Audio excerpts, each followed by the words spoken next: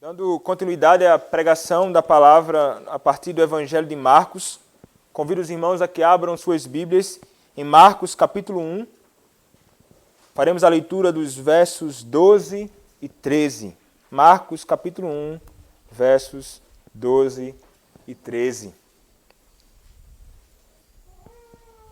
Diz assim a palavra de Deus: E logo o Espírito o impeliu para o deserto, onde permaneceu 40 dias, sendo tentado por Satanás. Estava com as feras, mas os anjos o serviam. Amém. Podem se assentar, meus irmãos.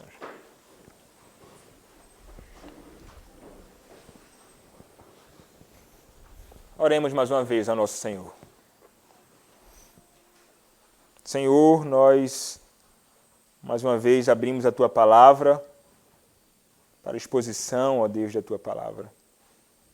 Nesta breve porção da Tua Escritura, mas que tem instruções, ó Pai, para nós, que instrui a nossa mente, que deve instruir também e aquecer o nosso coração, que deve nos conduzir à prática, à vida, Pai, a viver de fato. Peço-te, Senhor, que a Tua palavra seja proclamada e que seja proclamada com fidelidade. Usa-me, Senhor, para o louvor do Teu nome. Dá-me de Tua graça, Senhor, fortalece-me. Dá-me vigor físico, Senhor, para isto. Bem como, Pai, a graça, ó Deus, de anunciar o Teu texto, Pai, a Tua palavra, de modo que seja claro para a instrução do Teu povo. Usa-me apesar, Deus, das minhas debilidades. Fala, Pai, com aqueles que estão aqui reunidos, com todos aqueles que ouvirão, Pai, a Tua palavra ser exposta. Que aqueles que aqui estão possam estar atentos à Tua palavra, que não fiquem pensando em outras coisas, mas atentos ao que o Senhor tem a falar. Livra o Senhor de ficar divagando, mas que eles estejam atentos, com os ouvidos bem abertos, Pai, para ouvir a Tua voz. É o que eu te peço, Senhor, e faço isso em nome do Senhor Jesus Cristo. Amém. Meus irmãos, nós chegamos à ocasião em que nós nos deparamos com uma ocasião que foi, de fato, muito marcante no ministério do nosso Senhor Jesus Cristo. Nós estamos aqui agora, neste breve texto que nós fizemos a leitura, diante da tentação do nosso Senhor. O nosso Senhor Jesus Cristo, a segunda pessoa da Trindade, foi tentado por Satanás. E é interessante nós observarmos esse texto que acabamos de ler, e percebermos como é rápida a transição da sessão anterior que nós lemos, onde Cristo é batizado, para esta ocasião, onde ele vai estar agora no deserto, sendo tentado por Satanás. Quando nós introduzimos a exposição do Evangelho de Marcos, foi dito que o Evangelho de Marcos é um evangelho da ação. Ele é muito rápido nas suas descrições dos fatos. Ele é diferente dos outros evangelhos que expandem mais as passagens, as narrativas. Marcos não, ele é breve, ele é direto. É como se ele quisesse passar logo a informação para aqueles que estavam ali para ouvir ou ler o que ele estava escrevendo. E ele faz isso aqui. Uma descrição muito breve de uma ocasião, de fato, muito difícil para o nosso Senhor Jesus Cristo. Ele vai dizer assim: e logo o Espírito o impeliu para o deserto. É interessante, ele vai dizer, e logo. Isso, meus irmãos, é uma expressão que acontece repetidamente no Evangelho de Marcos. Com frequência ele vai dizer, e logo, imediatamente, e logo. É como se fosse passando de uma história para outra com muita rapidez. E é exatamente isso que acontece aqui. Não houve, meus irmãos, um intervalo entre a glória do batismo do nosso Senhor Jesus Cristo, onde ele escuta, tu és o meu filho amado, e as dificuldades da tentação dele. Não há, ele foi batizado, agora ele vai ter um tempo então de descanso para começar a enfrentar as dificuldades mais intensas do seu ministério, não. Logo assim que ele foi ungido pelo Espírito de Deus, sendo então habilitado agora para o seu ministério público, como mediador dos homens perdidos, ele logo em seguida é impelido. Imediatamente após Cristo ter sido batizado, iniciando assim seu ministério público, o Espírito Santo o conduziu ao deserto. E ele foi conduzido, meus irmãos, ao deserto para ali ser tentado por Satanás. É interessante, Marcos, ele vai usar um verbo forte, é a ideia de expelir, para descrever a tentação de Cristo. E logo o Espírito o impeliu, como que o expeliu, o conduziu ao deserto. E não é que Cristo foi como que obrigado, você vai agora para lá. Não, o Espírito o conduziu e ele foi. Ele estava disposto. Ele foi capacitado para o ministério. Era necessário que ele fosse experimentado em tais coisas também. Cristo precisava ser experimentado na aflição. Cristo precisava ser experimentado na tentação. Meus irmãos, Lucas, ele vai enfatizar a habitação do Espírito Santo em Jesus antes da tentação. Ele vai dizer, Jesus, cheio do Espírito Santo, voltou do Jordão e foi guiado pelo mesmo Espírito no deserto. Está lá em Lucas capítulo 4, verso 1. Cheio do Espírito Santo de Deus. Então ele foi. Ele estava no deserto quando foi batizado, como diz o texto anterior, mas ele provavelmente foi levado para um lugar ainda mais inóspito no deserto. Talvez ele foi do Jordão, como diz Lucas, para o deserto. Certamente para um lugar talvez mais difícil e mais difícil acesso, onde estava somente ele e aquele que estava ali para tentar o nosso Senhor Jesus Cristo. Ele foi levado para um lugar, o lugar onde ele sofreria grande aflição. Grande aflição. Como o verso número 13 vai nos dizer, o verso número 13 vai dizer, onde permaneceu 40 dias, sendo tentado por Satanás. Ele não passou, meus irmãos, poucos dias, um dia, 2 no deserto, não, 40. E 40 dias experimentando o quê? 40 dias experimentando tentação. Alguns vão dizer, não, os outros evangelhos deixam claro, ele passou 40 dias e após esses 40 dias, então ele foi tentado por Satanás. Mas parece que ele foi tentado sim durante esse período. Não sabemos de que modo, o que Satanás tentou fazer durante este período em que o Senhor Jesus Cristo estava ali, sem comer, sem beber. Mas me parece que ele tentava assim Cristo, e então estão ali como que aquelas investidas finais e mais diretas de Satanás contra Cristo que foram registrados nos outros evangelhos. É interessante, meus irmãos, nós olharmos para essa ideia de 40 dias, porque há registros bíblicos onde esse número 40 ele é utilizado. 40 dias durou o dilúvio, em Gênesis capítulo 7, verso de número 12. 40 anos Israel permaneceu no deserto, como diz o Salmo de número 95, verso de número 10. E mais tarde, sob o domínio dos filisteus, experimentaram também esse período, como diz Juízes capítulo 13, verso 1.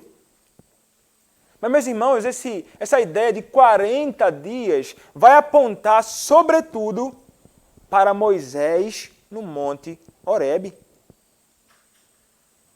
E para um outro personagem também chamado Elias, que teve uma experiência no mesmo monte, que é que diz Êxodo capítulo 34, verso 2 e verso de número 28? Êxodo capítulo 34, verso 2 e verso 28. E prepara-te para amanhã, para que subas pela manhã ao monte Sinai e ali te apresentes a mim no cimo do monte. Então, verso 28. E ali esteve com o Senhor 40 dias e 40 noites, não comeu pão, nem bebeu água, e escreveu nas tábuas as palavras da aliança, as 10 palavras. Vejam só a semelhança. 40 dias, 40 noites, não comeu, não bebeu. Outro texto, Deuteronômio, capítulo 9, verso 9 e verso de número 18. Subindo eu ao monte, ele declarando agora, ele falando, subindo eu ao monte a receber as tábuas de pedra, as tábuas da aliança que o Senhor fizera convosco, fiquei no monte 40 dias e 40 noites, não comi pão e nem bebi água. E o verso 18 então vai dizer, prostrado estive perante o Senhor, como dantes, 40 dias e 40 noites, não comi pão e não bebi água por causa de todo o vosso pecado que havíeis cometido, fazendo mal aos olhos do Senhor, para o provocar a ira. Então ele estava lá, como que prostrado diante do seu Deus, ali, semelhante ao nosso Senhor, 40 dias, jejuando, orando, sem comer e sem beber. E Elias, que teve a experiência também no monte, como está lá em 1 Reis, capítulo 19, verso 8. 1 Reis, capítulo 19, verso 8. Diz assim a palavra. Levantou-se, pois, comeu e bebeu, e com a força daquela comida caminhou 40 dias e 40 noites até Horebe, o monte de Deus. E nosso Senhor Jesus Cristo, ele foi alguém que, semelhantemente aos servos do Senhor, ele jejuou. Jesus também jejuou. Jesus também passou 40 dias sendo ali provado. Meus irmãos, essa relação e este texto sobre a tentação de Cristo vai nos apontar para uma realidade de Cristo como aquele que é o segundo Adão. Porque, semelhantemente a Cristo, o segundo Adão, o primeiro Adão foi tentado. Ele foi tentado. Cristo, meus irmãos, ele é chamado no Novo Testamento de aquele que é o segundo Adão. Houve o primeiro Adão, aquele do qual nós descendemos, né? Nós vemos aquele que pecou lá no início, em Gênesis capítulo 3, mas Cristo, como diz 1 aos Coríntios capítulo 15, verso de número 45, ele é o segundo Adão, diz assim o apóstolo Paulo. Pois assim está escrito, o primeiro homem, Adão, foi feito alma vivente, o último Adão, porém, é espírito vivificante. Aqui, deste segundo Adão, que é o Espírito vivificante, é uma referência do apóstolo Paulo ao Senhor Jesus Cristo, a segunda pessoa da Trindade. E assim, meus irmãos, como o primeiro Adão foi tentado, o segundo Adão também o foi. Existem diferenças significativas nas tentações deles, é certo. O primeiro Adão, ele foi tentado no jardim, ao passo que o segundo Adão foi tentado no deserto. O primeiro Adão, ele possuía em suas mãos coisas boas, acesso à comida, à bebida, e vivia num ambiente puro. Ao passo que o segundo Adão não tem nem o que comer e estava num ambiente onde havia pecado. Um jardim belíssimo, perfeito, com acesso a tudo aquilo que ele poderia comer, com a única proibição de comer do fruto que o Senhor havia proibido. Mas existia lá, meus irmãos, plena harmonia, não existia pecado. Adão ainda não havia pecado, mas o Senhor não num deserto, situação totalmente diferente, sem acesso a alimento algum, e num ambiente, num mundo já caído. Não era uma criação que estava em plena harmonia com aquele que estava envolvido com ela, como no caso de Adão. O pecado não havia entrado ainda no mundo. Havia harmonia. Havia um bom relacionamento entre Adão e a sua criação. Mas quando Cristo veio ao mundo, não. Então, existem algumas diferenças e outras diferenças ainda entre o ambiente e a ocasião em que Cristo foi tentado e o próprio Adão. Mas existem também semelhanças. Ambos foram tentados por Satanás. Satanás, a antiga serpente, tentou Adão e Eva no jardim. Foi ele que foi até eles, tentando persuadi-los a transgredir a lei do Senhor, a desobedecer ao seu Deus, ao seu Criador. Satanás se utilizou de uma malícia terrível, não somente com Adão, mas também com o próprio Cristo. Sobre ambos, ele tentou lançar uma desconfiança na palavra de Deus. Desconfiem do seu Deus. Não é assim, não foi assim que Deus disse. Não deem credibilidade à palavra do seu Senhor. Escutem a mim. Ele tenta fazer isso com o próprio Senhor Jesus Cristo também. Ele vai tentar fazer com que o Senhor não dê credibilidade àquilo que o Pai falou. O Pai havia dito: este é o meu Filho amado em quem me comprazo.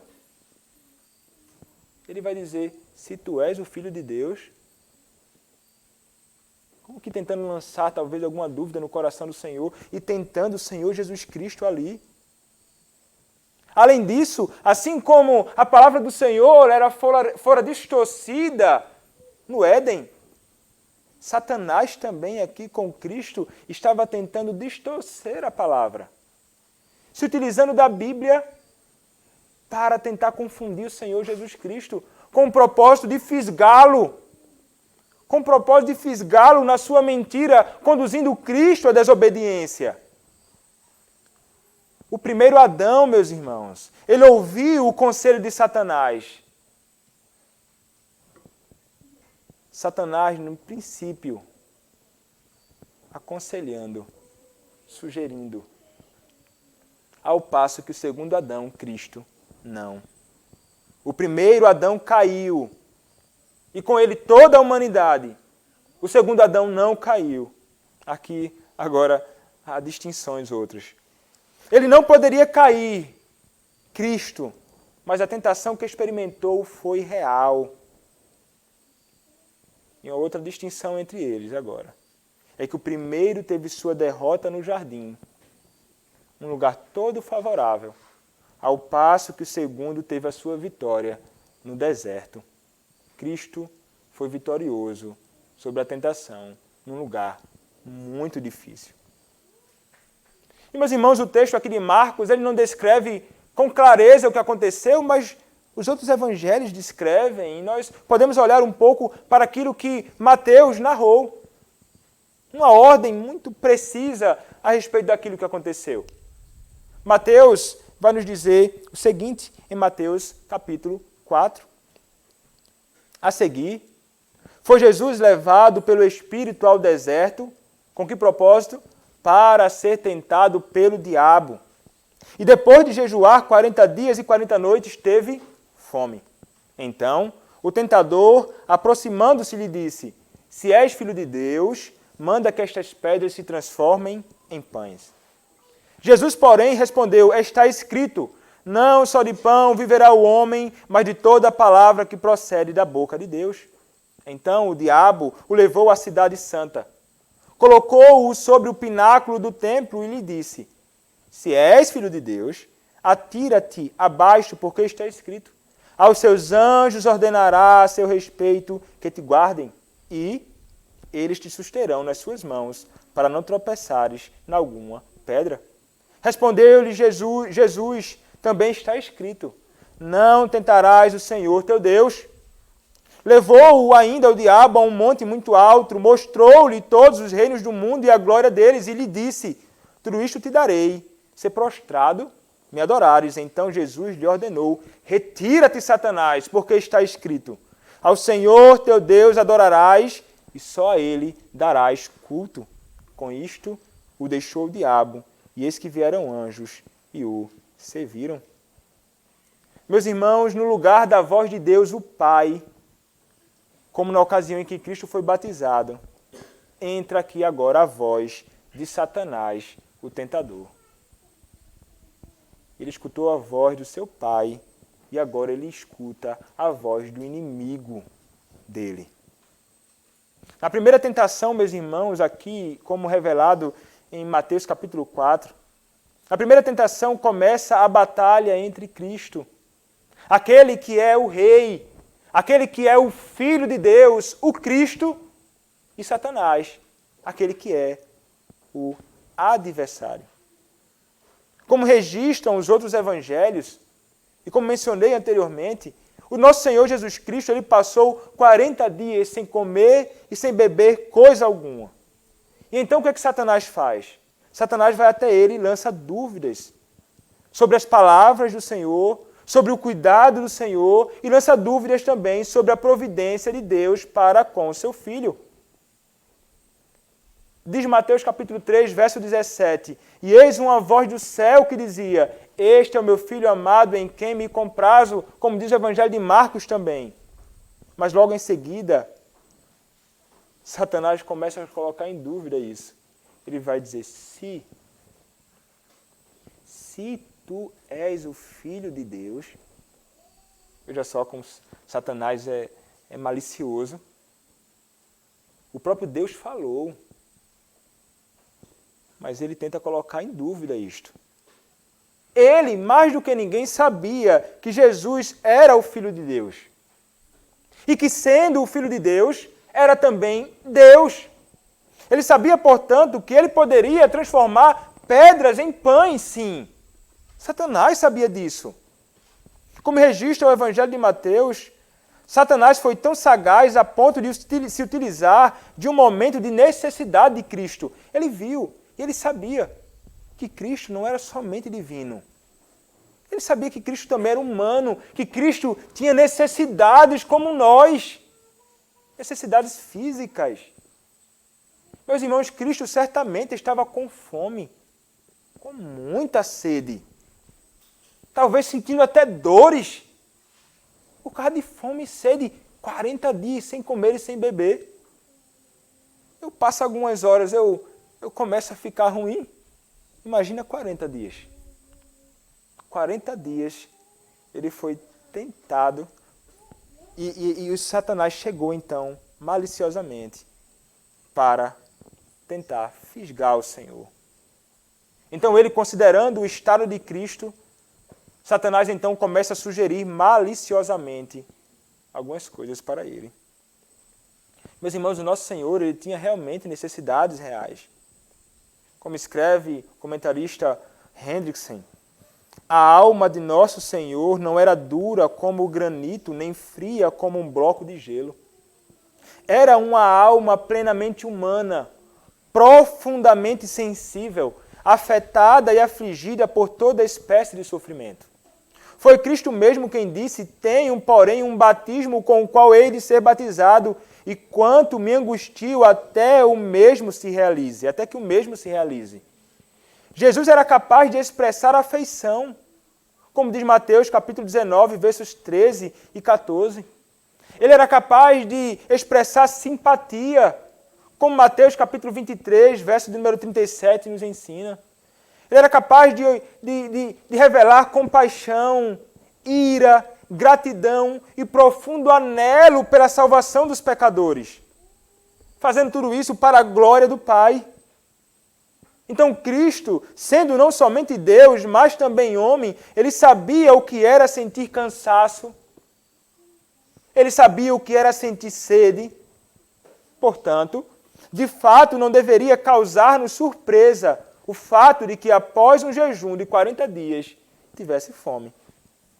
Tanta que a proposta de transformar pedras em pães se constituía numa verdadeira tentação para ele. Sim, meus irmãos, como diz a própria palavra, Cristo foi tentado nisso. Satanás o tentou. Mas então entra a segunda tentação. Satanás ainda tenta a Cristo e ele vai tentar a Cristo a pular do alto. E faz isso se utilizando da Bíblia, mas de modo distorcido aqui. Pula. O Senhor ordenará que anjos te socorram. Ele se utiliza da Escritura assim. Ele usou parte do texto, de um texto, omitindo assim a outra parte. A passagem citada é do Salmo 91, versos 11 e 12. Salmo de número 91, versos 11 e 12.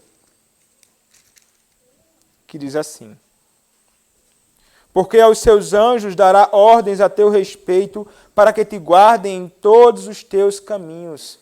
Eles te susterão nas suas mãos, para não tropeçares em alguma pedra. Satanás então colocou-o no topo do templo, dizendo: Se és o Filho de Deus, atira-te daqui abaixo, porque está escrito: Aos seus anjos ordenará a teu respeito, que não tropece em pedra alguma. Mas por que vocês pensam que o diabo omitiu o seguinte trecho do Salmo? Para que te guardem todos os teus caminhos. Ele omite. Porque essa parte era contrária ao seu objetivo. Por isso, Cristo respondeu: Dito está, não tentarás o Senhor teu Deus. Contudo, meus irmãos, como Jesus o responde, fazer aquilo seria tentar o seu Senhor. E veja, é o próprio Cristo falando isso. Ele vai dizer assim: eu não quero tentar o meu Senhor, Ele é Deus. Mas Ele se coloca nesta condição, como semelhante a nós. Eu não devo tentar o meu Senhor. Seria ir contra a vontade de Deus, seria ir contra a vontade do meu Pai agir assim. Ele era um filho obediente ao seu Pai. Ele veio para fazer toda a vontade do seu Pai, não a sua. Ele era um filho que estava ali pronto para atender a todas as exigências do seu Senhor. Ele jamais se entregaria a isso. Mas então entra a terceira tentação. Satanás ainda teve coragem de oferecer ao Senhor Jesus, o Rei e dono de todas as coisas, aquilo que o pertence. Aquilo que pertencia ao próprio Senhor, ele vai tentar sugerir isso para Cristo. Olha, eu te darei tudo isto aqui, ó, se você me adorar. Talvez ele estivesse pedindo somente que Cristo se prostrasse diante dele. Se ajoelhasse, talvez, fizesse algum tipo de reverenciamento para ele. Mas o Senhor Jesus Cristo, ele não vai se colocar nesta condição. Ele faz isso, se prostre com a condição de que Cristo o adore. Mas Jesus sabe que somente Deus deve ser adorado. Ele estava plenamente persuadido disto. Satanás, meus irmãos, tentou apresentar aqui para Cristo um caminho alternativo. Um caminho alternativo para que Cristo reinasse absolutamente, distinto daquele que o Pai havia determinado para o Senhor. Como escreve o mesmo comentarista William Hendrickson, ele diz assim: em que sentido, pois, podemos afirmar que também a terceira tentativa de Satanás foi uma tentação real para Cristo? Segundo o meu modo de ver, ainda que a forma particular em que foi feita a proposta nada continha que a fizesse recomendável à mente e ao coração do Salvador, não obstante a sugestão implícita de tentar obter a coroa sem suportar a cruz, teria fomentado nele uma amarga luta. Certamente que não foi uma luta que o envolveu em pecado, que poderia levá-lo ao ponto de cometer pecado, mas não deixou de ser um estado de agonia. De que outro modo explicaríamos as palavras pronunciadas no Getsêmani: meu Pai, se possível, passa de mim este cálice, todavia não seja como eu quero e sim como tu queres? Ou como podemos explicar Lucas capítulo 12, verso de número 50, que diz: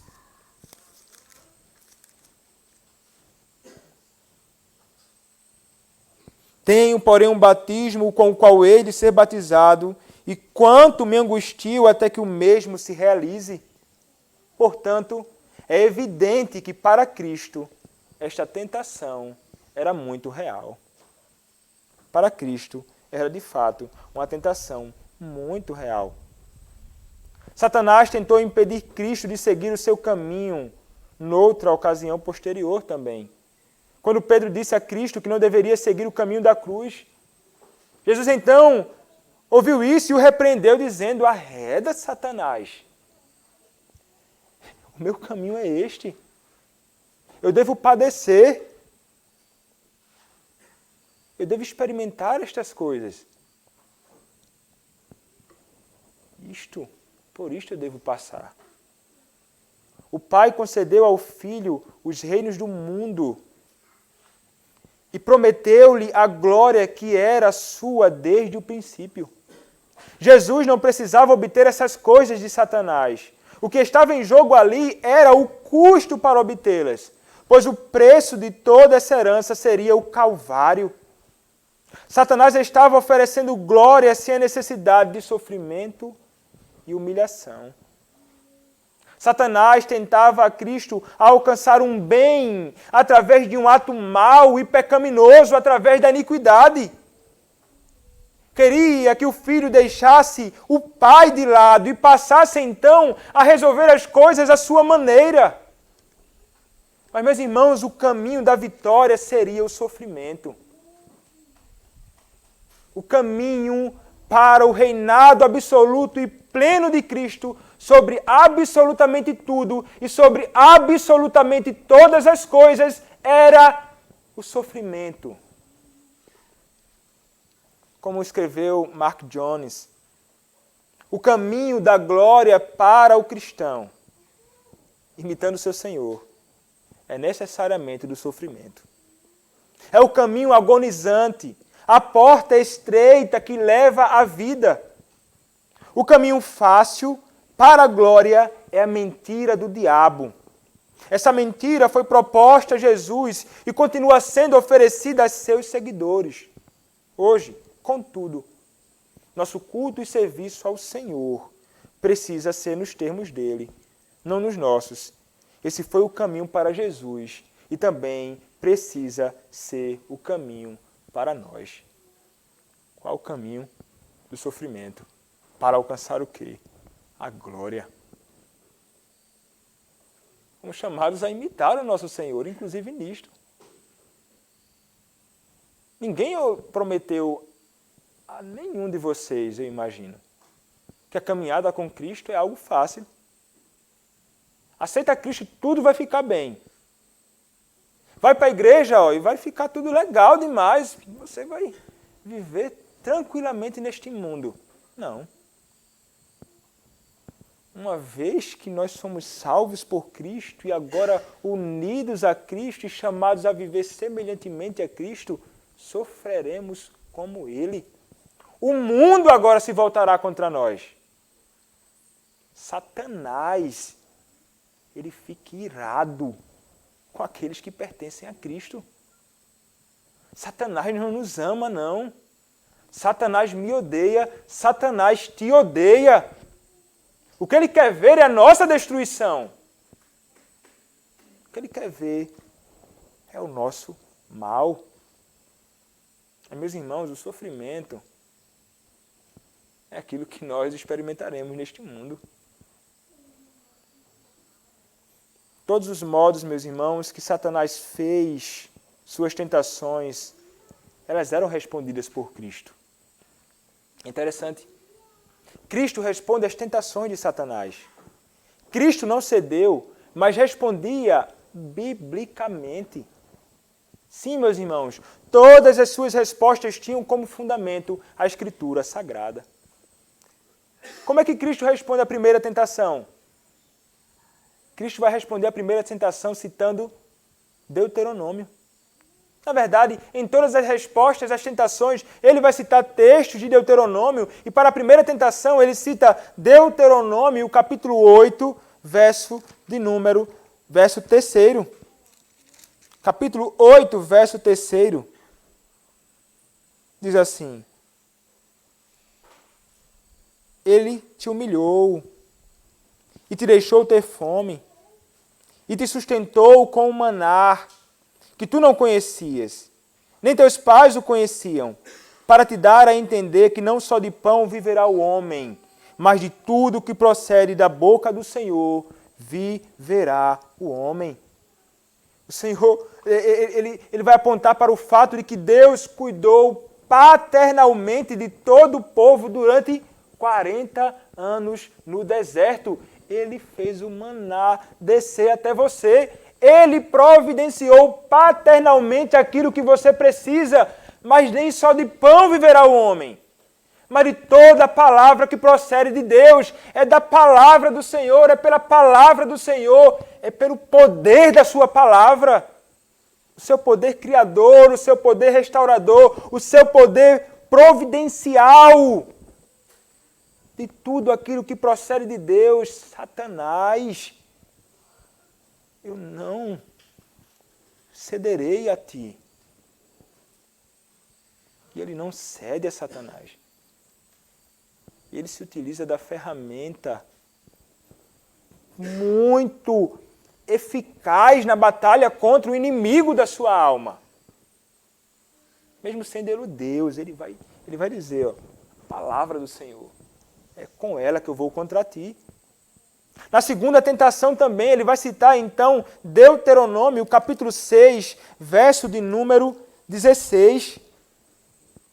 Quando Satanás propõe a ele que ele pule do pináculo, ele vai dizer então, citando Deuteronômio capítulo 6, verso 16, não tentarás o Senhor teu Deus como o tentaste em Massá. Quando o povo prova o Senhor por causa da falta de água, como registrado nos livros históricos, com Massá, em Meribá, faltou água, o povo murmurando, o povo tentando o seu Deus, ele vai dizer, fazer isto é tentar o meu Senhor. E eu não farei isso, por quê? Porque a palavra dele me adverte a não fazer isto. Então ele rebate Satanás com a Escritura. E então a terceira tentação vem. E mais uma vez ele vai se utilizar da Escritura Sagrada, agora citando Deuteronômio capítulo 6, verso de número 13. O Senhor teu Deus temerás, a Ele servirás e pelo seu nome jurarás. Temerás a Ele, servirás. Somente ao Senhor você deve servir. Somente ao Senhor você deve prestar culto. Você pode me oferecer o que você quiser, mas eu sei que eu devo adorar somente ao meu Deus. Como a palavra do Senhor foi importante para Cristo nesta ocasião. Meus irmãos, provavelmente ele se recordava destes textos na sua tentação ali, de cabeça. E vejam como é útil, então, o termos a palavra do nosso Senhor fixa na nossa mente. E só teremos essa palavra fixa na nossa mente se diligentemente, diariamente, nos debruçarmos na leitura desta palavra. E por que não memorizar esta palavra? Para que no dia mau, no dia em que a tentação bater a nossa porta, nós possamos de algum modo ir de encontro a Satanás e as suas investidas contra nós. Puxando da nossa mente, do nosso coração, textos que nos serão úteis nesta batalha contra o inimigo de nossas almas. Temos que estar, então, encharcados pela palavra para isto. E nosso Senhor Jesus Cristo nos ensinou isso no modo em que ele lutou contra o seu inimigo. Meus irmãos, o nosso Senhor Jesus Cristo, ele foi tentado. E ele foi tentado, meus irmãos, porque ele era verdadeiramente homem. Somente alguém que é homem pode ser tentado. Deus não pode ser tentado. Mas Cristo, ele é plenamente divino e plenamente humano. Existe, segundo os credos históricos da Igreja de Cristo, algumas afirmações a respeito de Cristo. Cristo, ele era plenamente, não era, Cristo é plenamente divino. Cristo é plenamente humano. As suas duas naturezas não se dividem, não podem ser separadas, nem podem ser misturadas. Plenamente divino, plenamente humano, suas duas naturezas não podem ser misturadas, nem podem ser separadas. Duas naturezas numa única pessoa, o Cristo. Os nossos padrões doutrinários estão em plena concordância com isto, com este Cristo que possui duas naturezas. O capítulo que lemos da Confissão de Fé de Westminster, no capítulo 3, segunda seção, diz: o Filho de Deus, a segunda pessoa da Trindade, sendo verdadeiro e eterno Deus. Então veja, quem é Cristo? Ele é o Filho de Deus, a segunda pessoa da Trindade, sendo verdadeiro Deus e eterno Deus, da mesma substância do Pai e igual a Ele. Como diz o breve catecismo na pergunta número 4. Quantas pessoas há na divindade? Pergunta número 4 não. Pergunta número 6.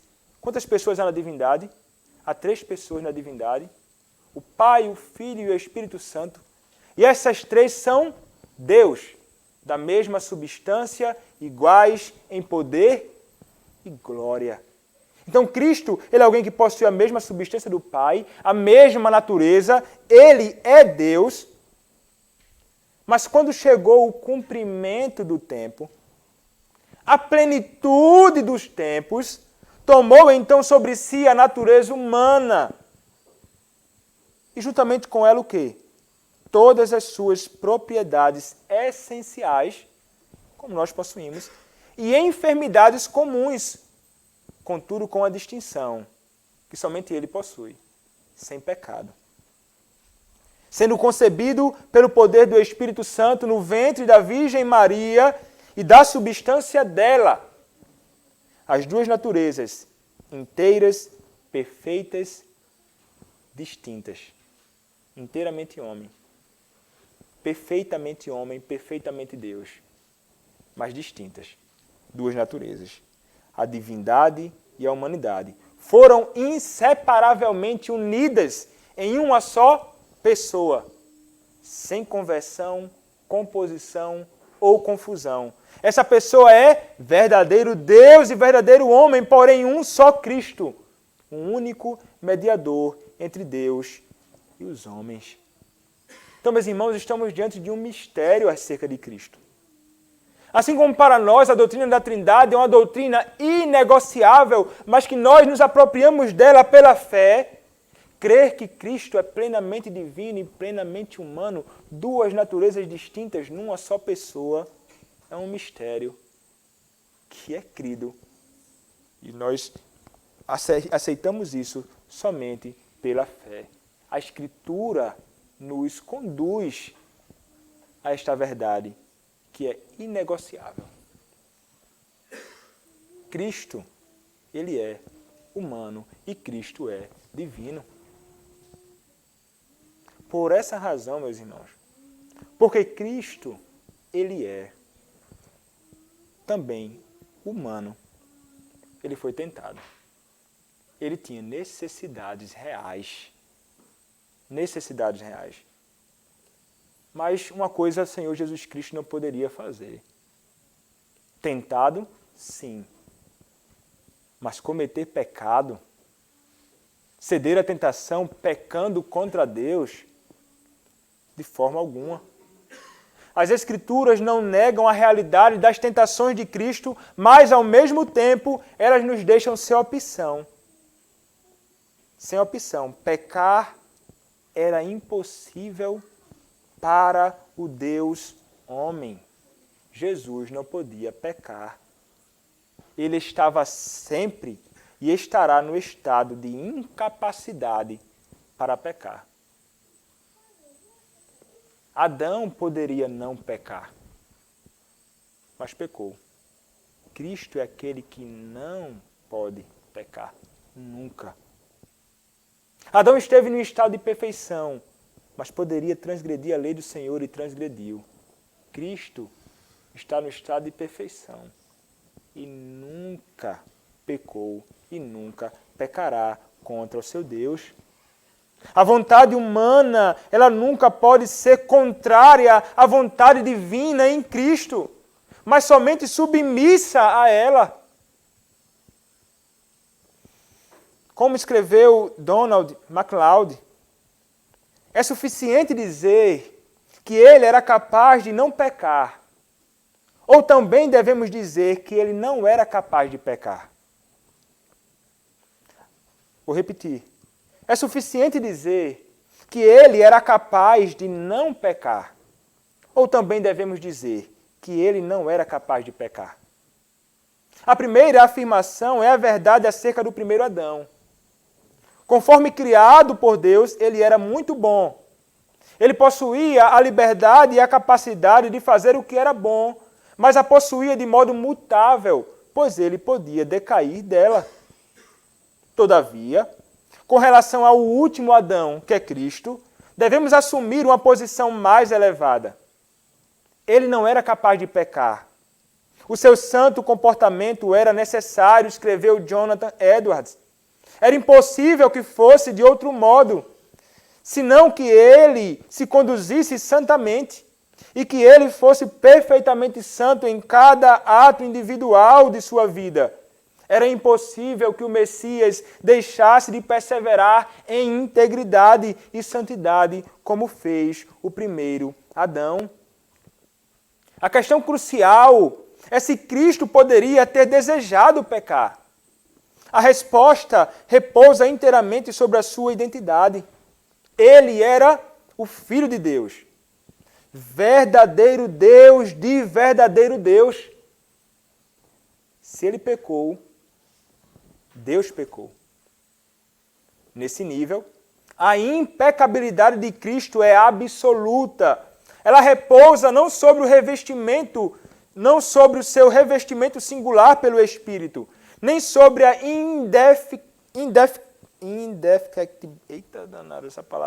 sobre o fato de Deus ser, ele não pode ser maculado no seu propósito de Redentor e Deus, mas sobre o fato de que ele é quem é. Quando o Logos escreveu Shed, entra em uma união com a natureza humana, de modo a constituir uma única pessoa com ela, ele se torna responsável por tudo o que essa pessoa faz por meio da instrumentalidade dessa natureza. Caso Jesus pecasse, o Deus encarnado pecaria. Caso Jesus pecasse, o Deus encarnado pecaria. Cristo, ele é o Deus homem. Nós podemos ligar o sujeito Deus a muitos predicados. O Filho de Deus pode sofrer, o Filho de Deus pode ser tentado, pode ignorar certas coisas e pode até mesmo morrer. Mas nós não podemos associar Deus com o predicado pecado. Deus não pode, em qualquer situação ou para qualquer propósito, cometer uma transgressão por sua própria vontade. Ele certamente não pode ser culpado de iniquidade. Tentado, Cristo foi. Cometer pecado, de forma alguma. Cristo não consumou. Ele não atendeu às sugestões de Satanás. Ser tentado não é pecado. Pecado é ceder à tentação. Pecado é ceder à tentação. Meus irmãos, se Cristo cometesse pecado, Ele não poderia ser nosso resgatador perfeito. Se nosso Senhor Jesus Cristo tivesse pecado, nós não poderíamos ter sido resgatados da condenação eterna. Estaríamos hoje fadados a caminhar para o inferno. Por essa razão, Cristo, ele deve ser aquele que é perfeito, imaculado. Não há nele transgressão alguma. Mas como falei, a tentação de Cristo foi real. Ele tinha sentimentos de necessidade. Ele estava ali sendo estimulado por Satanás para satisfazer então a sua necessidade, como no caso de comer e beber. Mas ele teve de resistir e ele teve de lutar contra isso.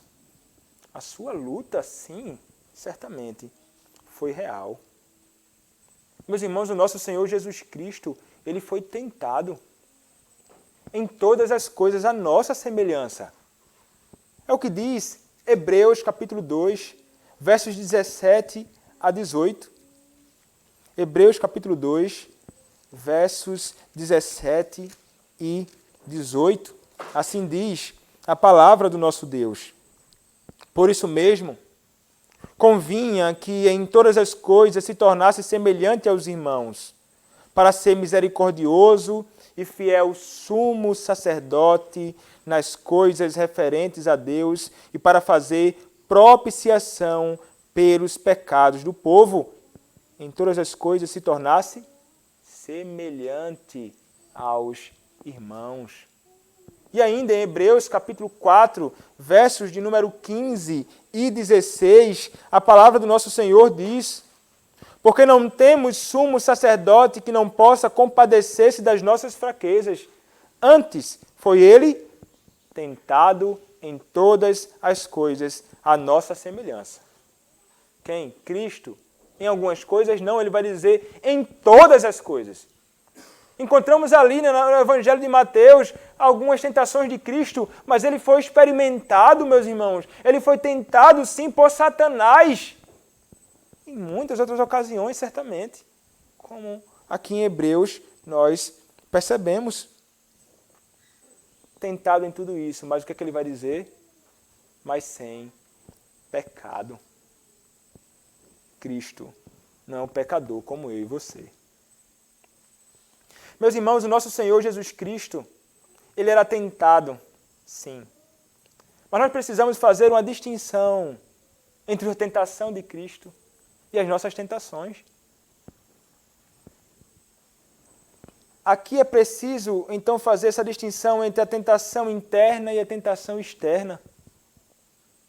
A tentação interna tem a ver com a luta contra os nossos desejos maus, como aquela apresentada por Tiago, como no texto que nós fizemos a leitura aqui, no momento da revelação da vontade de Deus. Que flui do nosso próprio coração. O nosso próprio coração pecaminoso. Deus a ninguém tenta. Você é tentado pela sua própria cobiça.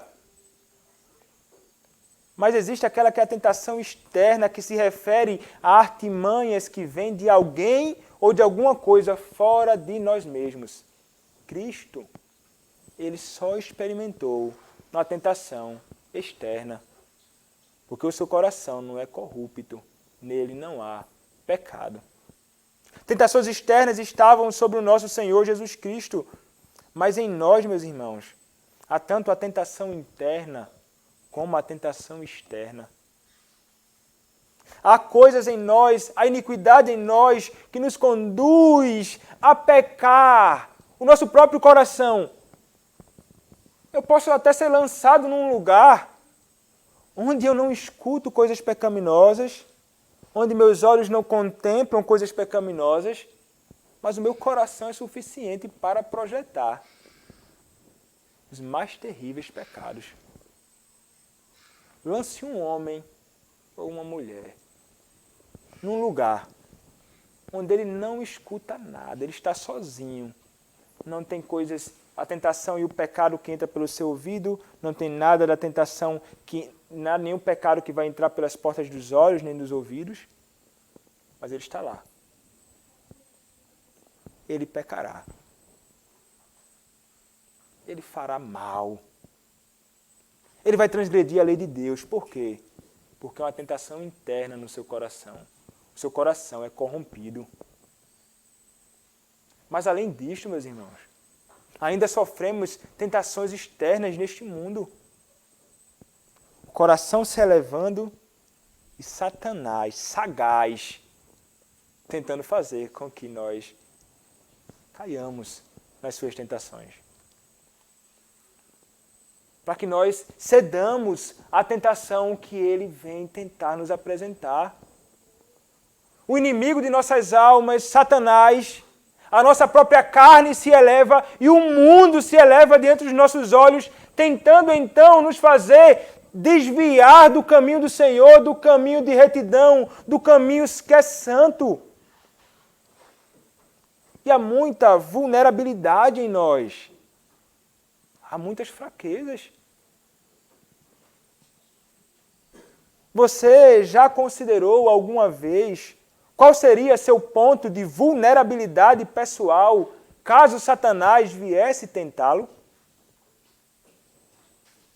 O que ele colocaria na sua frente? Glória, reinos, riquezas, poder.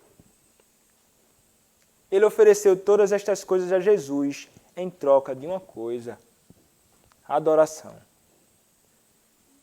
Todas essas coisas, querendo ser adorado por Cristo. Se Satanás tentasse você hoje, o que você imagina que ele tentaria você? Qual é a inclinação do seu coração? O que é que tenta você nesta vida ao pecado? Satanás é muito sagaz, meus irmãos. Ele pode tentar fisgar você nisso.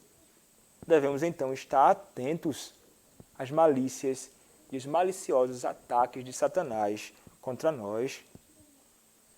Como escreveu Sinclair Ferguson, quem é capaz de permanecer em pé quando o pecado que reside em nós é incitado pelas tentações do mundo e por pessoas mundanas e intensificado pela atividade de Satanás, tanto nos estimulando ao pecado como escondendo suas terríveis consequências de nós? Este é o dia mau que Paulo expõe, para o qual necessitamos de toda a armadura de Deus. O dia mau é o dia da tentação. Se desejamos permanecer firmes, o dia mau é em si uma sombra da última batalha do reino de Deus. A derradeira, aquele dia mau escatológico, dia este que se concentram nas orações, que se concentram nossas orações, para que dele sejamos poupados. Que Deus nos livre. Nossas orações se concentram nisso, ele vai dizer, para que sejamos poupados disso, mas hoje experimentamos estes dias maus, quando Satanás se eleva contra nós. Quando estamos adoentados, ele pode nos tentar. Por exemplo, quando é uma ocasião própria para o maligno ele tentar a cada um de nós, um momento oportuno para sermos tentados de várias maneiras por ele, revelando incredulidade, insatisfação, murmuração, conduzindo-nos a ficarmos indignados com o Senhor, que talvez nos colocou em uma condição assim, e então você é tentado até mesmo a sua fé, o seu Senhor. Interessante, Augustus Nicodemos, há um tempo, quando ele se machucou, não sei nem se foi aqui, talvez, não sei se foi a queda que ele levou aqui de moto, ou se foi outra, mas ele ficou um tempo no hospital e estava enfermo, e ele disse que ele passou a como que duvidar da fé dele. Por causa da enfermidade que estava, das dores intensas que ele sentia. Ele vai dizer, parece que há uma relação muito próxima entre as enfermidades no corpo que podem me conduzir a ter enfermidades e dúvidas na minha alma. Satanás pode se utilizar de ocasiões como estas para nos tentar também.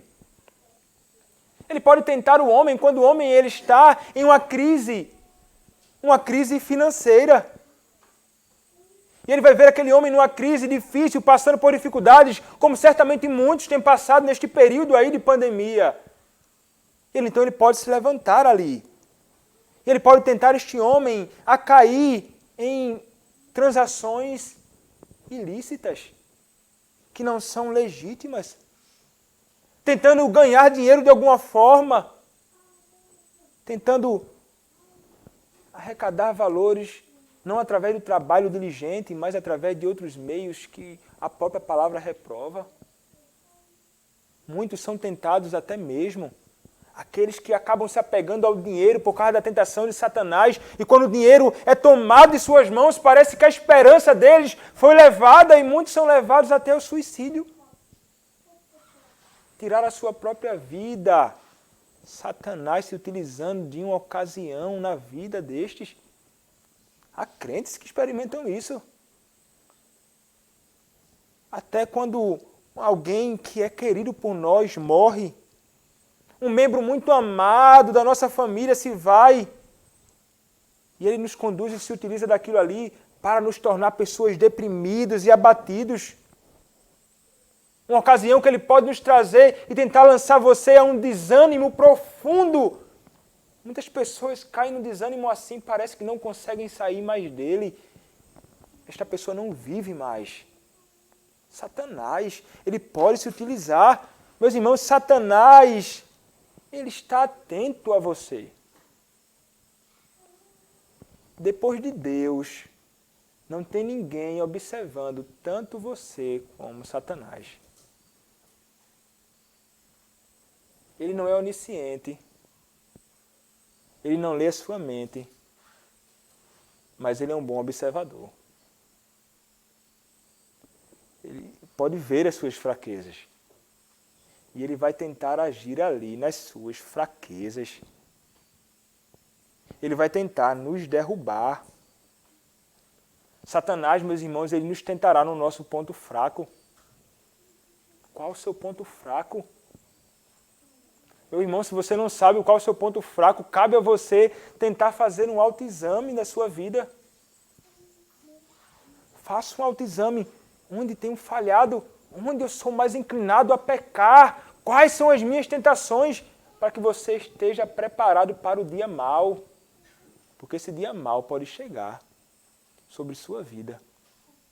E Satanás está pronto para agir. Precisamos, portanto, estar prontos para a batalha. Nós devemos, meus irmãos, estar prontos. E a palavra de Deus diz que nós devemos estar prontos para resistir a Satanás. É resistindo a Satanás que Tiago vai dizer, Tiago capítulo 4, verso 7, que ele fugirá de vós. Meus irmãos, mesmo sendo Cristo, alguém incapaz de pecar, mesmo sendo Cristo, Deus, ele não apela para o fato de que ele era Deus e de que ele era impecável. Ele apela à palavra, ele apela aos meios que o Senhor ordenou para que ele lute contra a tentação. Cristo, meus irmãos, ele usa a palavra de Deus. E o que é que nós devemos fazer quando a tentação vier à nossa porta? Nós devemos, então, nos apegar à palavra do Senhor. É um modo de resistirmos à tentação. Então, nós devemos estar, meus irmãos, aqui, apegados à Escritura Sagrada, procurando ler diligentemente, procurando meditar frequentemente, tentando fazer com que estas verdades elas não estejam simplesmente na nossa mente, mas através da meditação fazendo com que esta palavra desça aos nossos corações. Para que no dia mau, quando Satanás se levantar, e este dia, meus irmãos, ele vem. Talvez ele esteja tentando você hoje. O que é que você tem para lutar com ele? Meus irmãos, se for com as suas próprias armas, você padecerá. Se for com a força do seu próprio braço, ele vai te derrubar. Você deve se apegar às palavras do Senhor. Somente estas palavras podem te livrar da tentação de Satanás. Apegue-se à Escritura. Quando a tentação vier, corra para a palavra.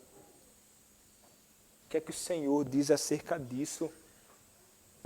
Esta é a vontade de Deus. Ele me tentou em outro ponto, mas a palavra do Senhor me recorda desta verdade.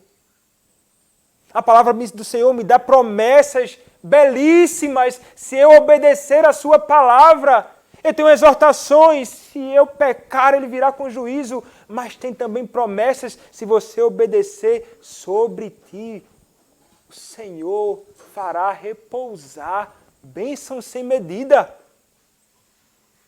Devemos nos apegar à palavra do Senhor para isto. É fundamental nesta nossa luta contra o inimigo de nossas almas. Mas não somente isto. Um outro meio fundamental é a oração. A palavra do nosso Senhor diz em Mateus capítulo 26, verso de número 41. Vigiai e orai, para que não entreis em tentação. Estejam atentos, mas não somente isso, ele vai dizer, orem. Orem ao Senhor. O próprio Senhor Jesus Cristo nos ensina a orar também.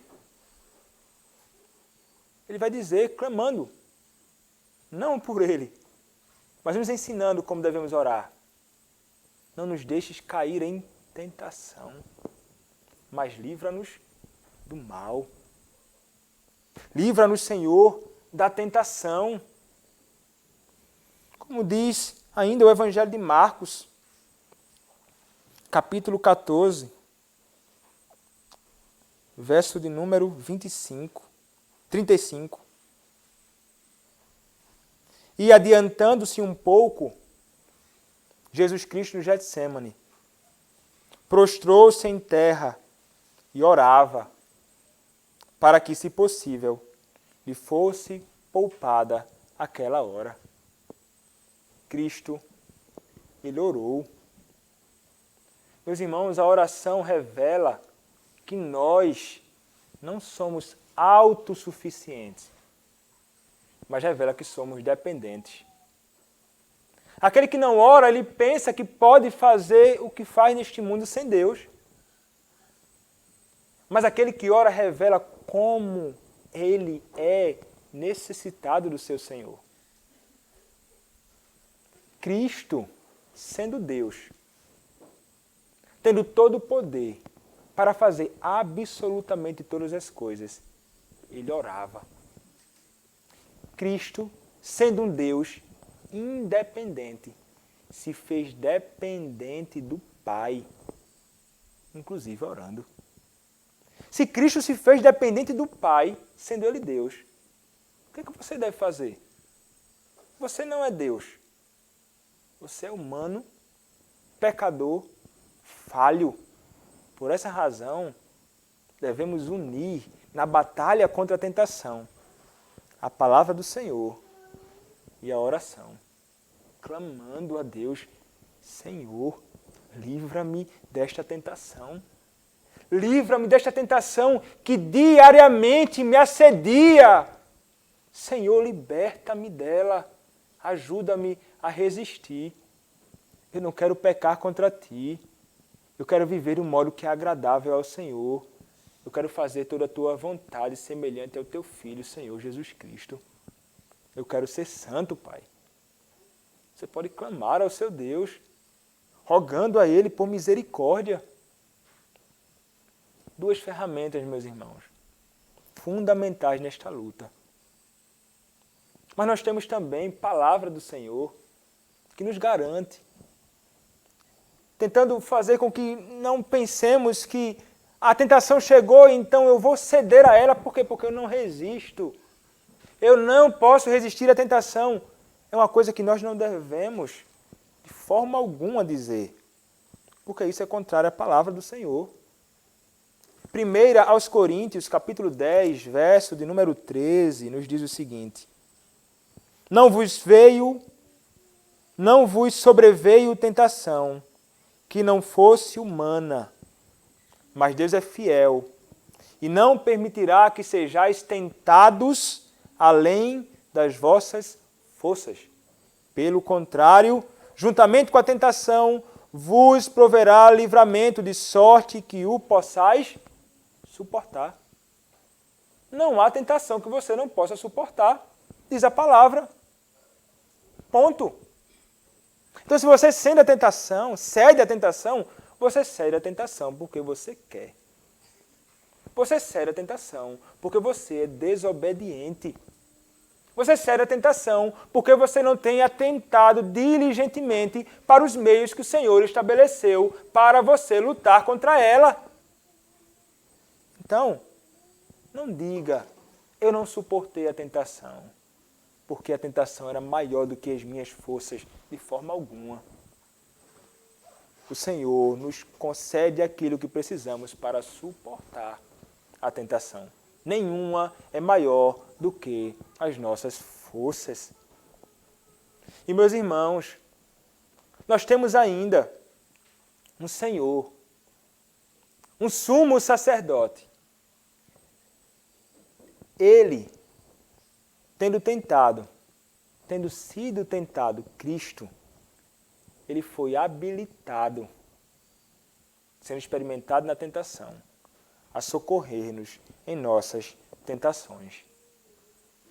O mesmo texto de Hebreus, capítulo 4, versos 14 a 16, diz assim: Tendo, pois, a Jesus, o Filho de Deus, como grande sumo sacerdote que penetrou os céus, conservemos firmes a nossa confissão. Porque não temos sumo sacerdote que não possa compadecer-se das nossas fraquezas. Antes foi ele tentado em todas as coisas à nossa semelhança, mas sem pecado. Então o verso 16 diz: Acheguemo-nos, portanto, confiadamente junto ao trono da graça, a fim de recebermos misericórdia e acharmos graça para socorro em ocasião oportuna. Cristo é o nosso sumo sacerdote. Cristo é aquele que não somente se entregou por nós, Cristo é aquele que, como nosso sumo sacerdote, intercede por nós. E o que é que nós podemos fazer? Podemos nos aproximar ousadamente do seu trono da graça, clamando a Ele, e Ele nos socorrerá.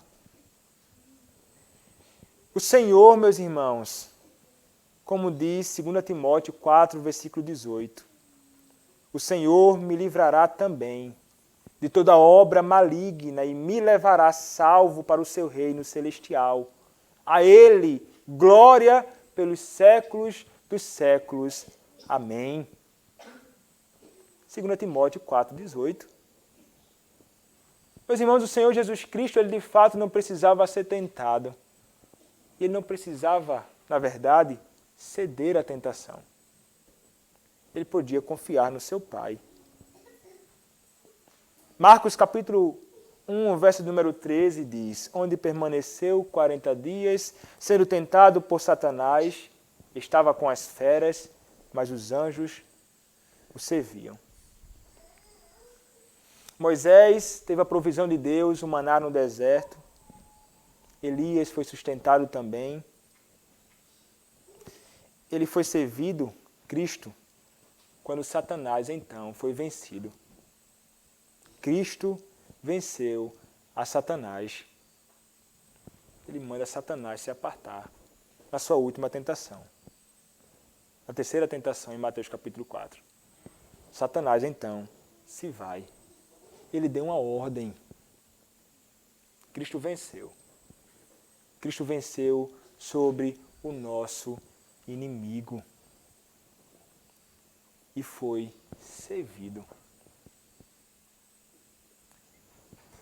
Um homem caiu, Adão, juntamente com ele, toda a humanidade. O Cristo, o segundo Adão, precisava então vencer a Satanás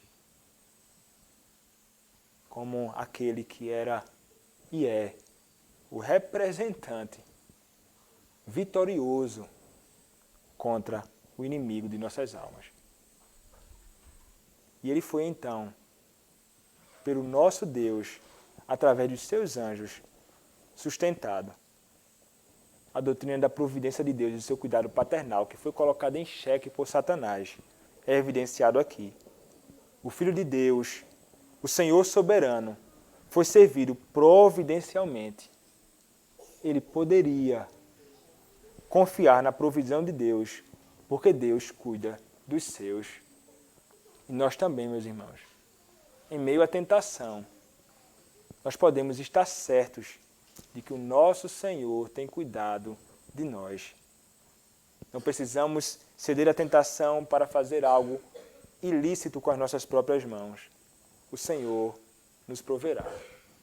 E quando a tentação bater, devemos estar certos de que o mesmo Senhor providenciará ocasião oportuna para nos socorrer em meio à tentação. Confiemos no nosso Deus e então, com todas as armas que Ele nos muniu para este combate, seremos vitoriosos na tentação de Satanás.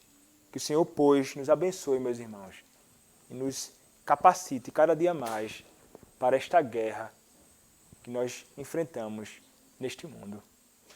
E que possamos, por Ele, ser habilitados até o grande dia, o dia em que não existirá mais tentação, o dia que não existirá mais tentação externa nem interna. Será o dia glorioso do Senhor, não o dia mau, mas o dia glorioso do Senhor, quando Ele nos libertará desta condição.